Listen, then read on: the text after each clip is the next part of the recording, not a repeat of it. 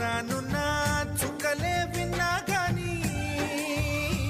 కదిలించలేదా కాస్త కూడా నీ మనసుని పరదాలు దాటి ఒక్కసారి పలకరించవేమి అందరినీ ఇలా వెంటపడి అడగాల సరదాగా నువ్వే ఎదురైతే సరిపోదా నిద్రపోతున్న రాత్రి నడిగా గుటికి చేరిన గువ్వల నడిగా